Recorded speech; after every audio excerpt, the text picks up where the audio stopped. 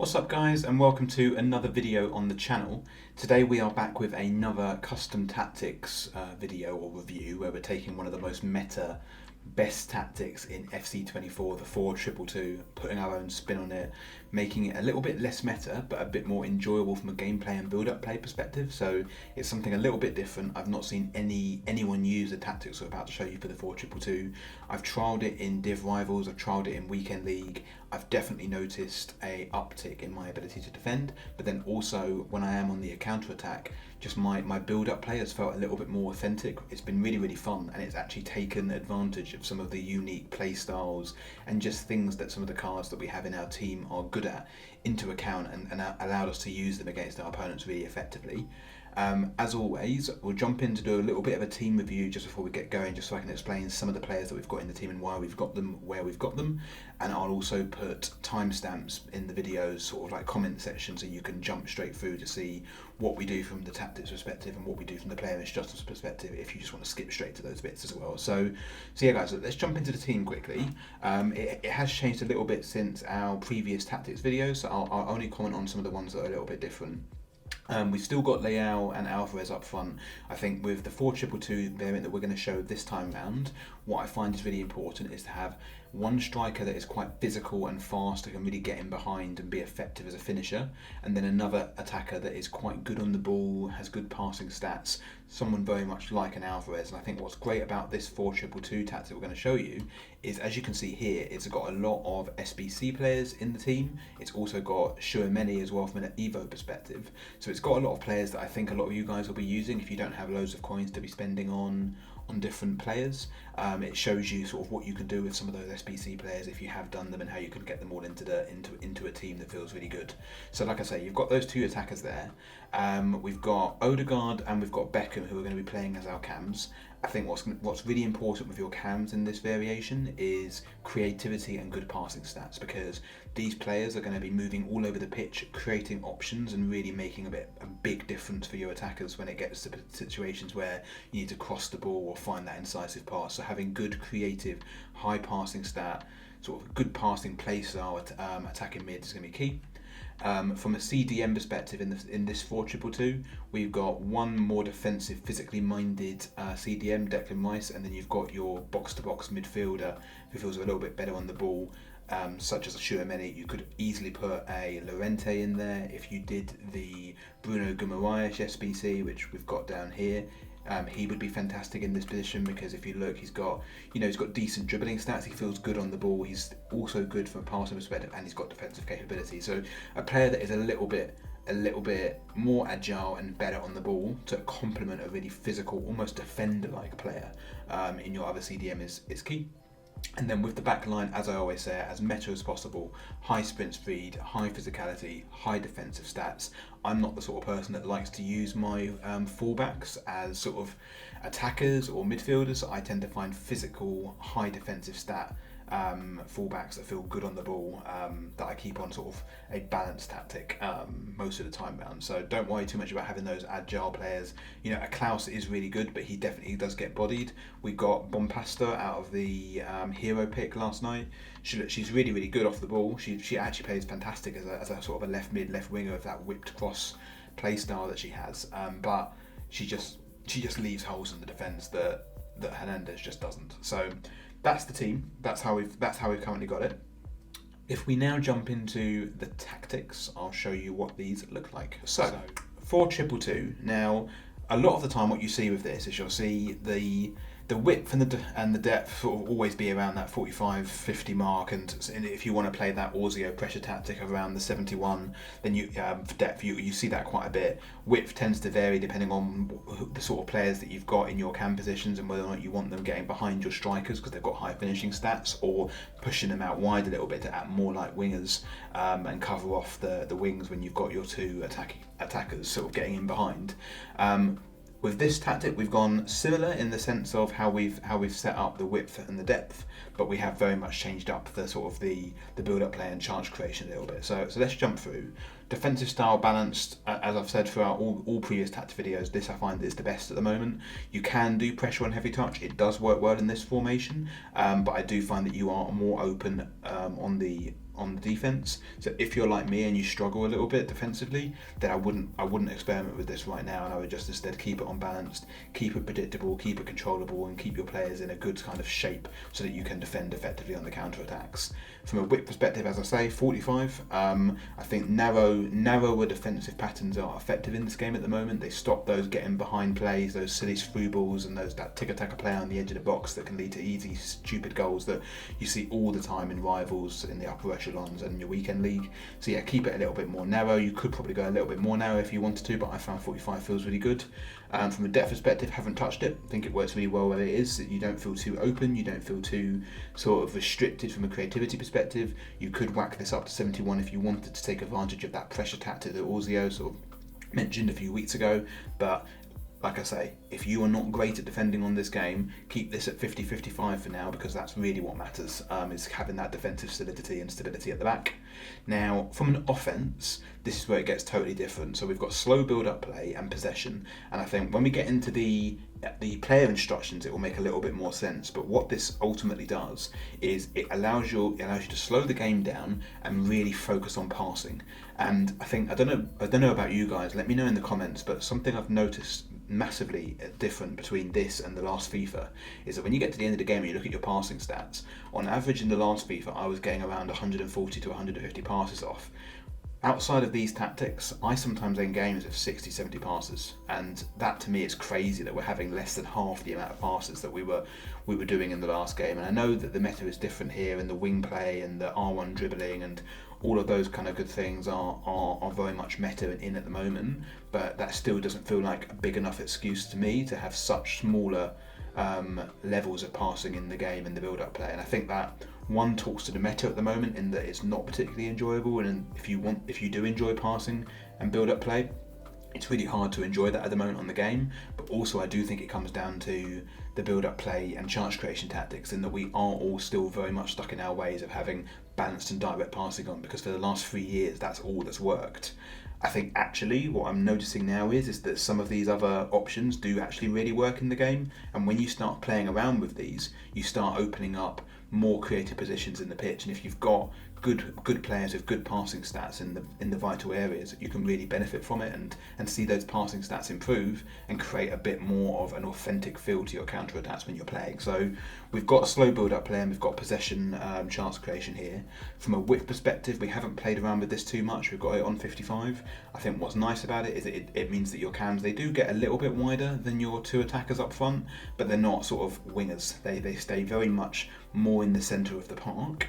But when we get to the instructions, you'll see what we do to have them move around a little bit, drift out wide when we need them to drift out wide, and provide some really creative options. And for me, the two cams here are probably the most important players on the pitch, so we do take advantage of them with our instructions. So width on 55. From a players in the box perspective, I keep this on 6. I tend to move between 6 and 7 to be fair. I think 6 works well for this formation. You do get your two attackers, you do get your two cams getting into those positions in the box, so I wouldn't recommend going higher than that. I've mentioned corners and free kicks before.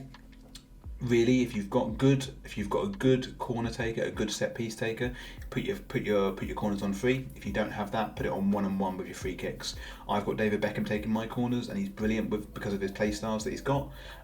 So he really is effective at taking corners, and the amount of goals that I score because of having a good set piece taker far outweighs the amount of goals that I concede on the counter attack by having this on free. So like I say, 3 if you've got a good set piece taker, 1 if you don't. So that's the tactics. As you can see, very different to what you normally see from the 4-2-2 tactic. We use that slow build-up play, we use that possession, we use that to create more opportunities to slow the game down, find incisive passes, and focus on build-up play rather than the typical meta of bombing it down the wing and then passing it across the box and trying to find that guaranteed goal. So that's what we've done here.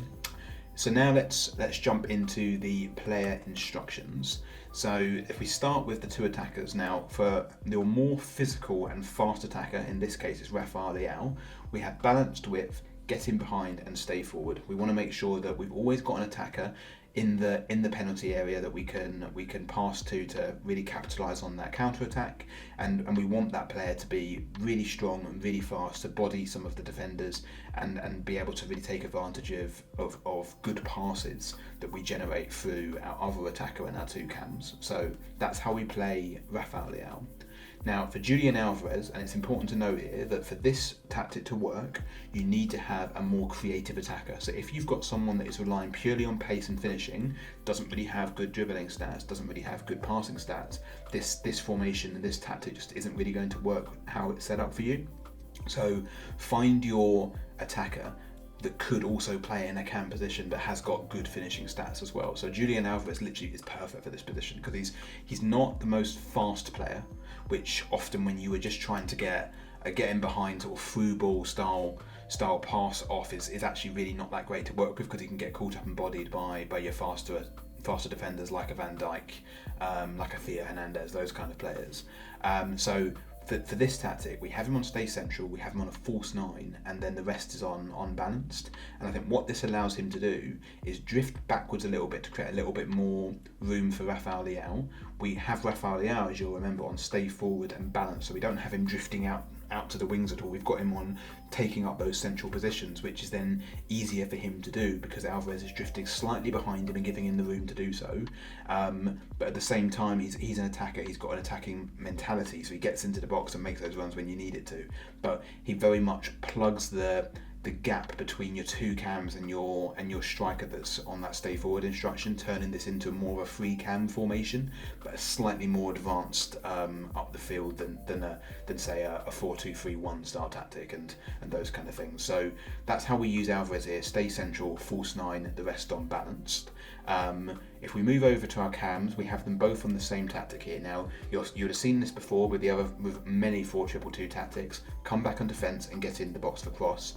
What we do also add to this is free roam, and what this does is it moves your cams out and up and back depending on what you're currently doing. So if you're defending, they are drifting a little bit out wide and acting more like left mids and right mids in certain situations depending on what your opponent's doing. Having him on that free roam tactic, as it has done in my 4-3-3 4 variant tactic, really unlocks the creativity of your cams, and having two of them here just compounds that, in my opinion.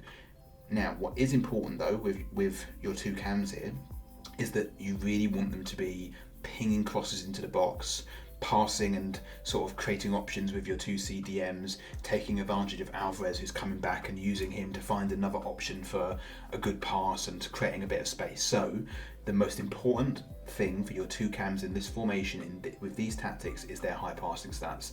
Sacrifice, if you need to, sprint speed, which a lot of the time you don't see people doing because you want them on that comeback and defence, get into box tactic, being quite fast up and making fast up and down movements, stretching the pitch.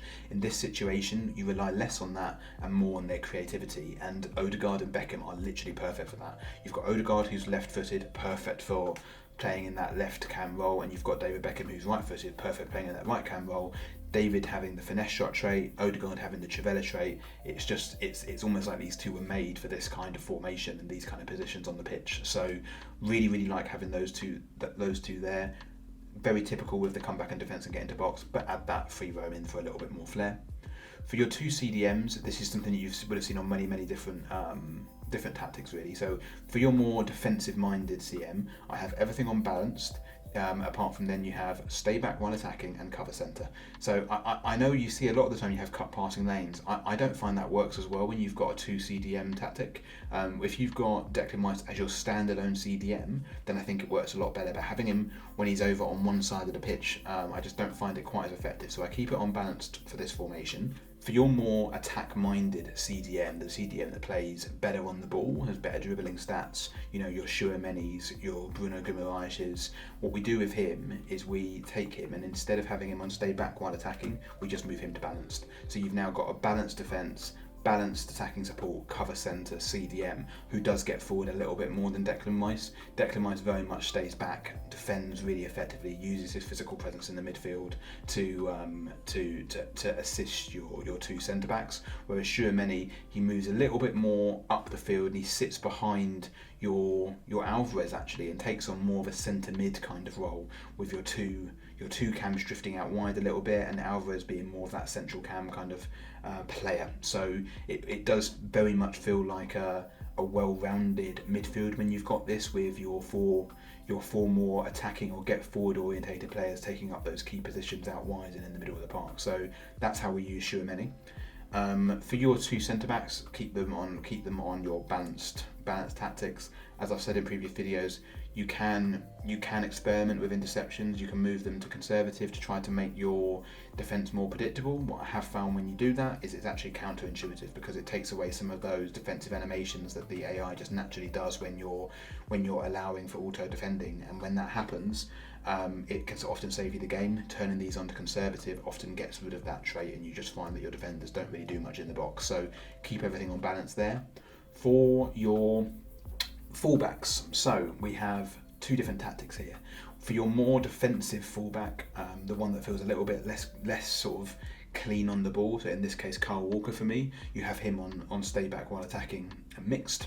For your more offensive player that you want to get forward a little bit, like I don't tend to use them too much as creative players, but often you can just benefit from having one of them a bit more up the field, just to provide a bit of an option for a cross, or as an option in the midfield to pass out wide to if you're getting pressed or put under pressure. So for that player, we have him on balanced and overlap, because we don't want him cutting inside, we don't want him congesting the midfield. You've got two CDMs and two cams, you really don't need anyone inside the field there, but having him occupy the wing a little bit is definitely better. So keep him on overlap, put him on balance, don't YOLO it and put it on get forward, because you're just going to be so open from a counter-attacking perspective. So just balance so that when the time is right, they will advance up the field a little bit and give you a bit of an option.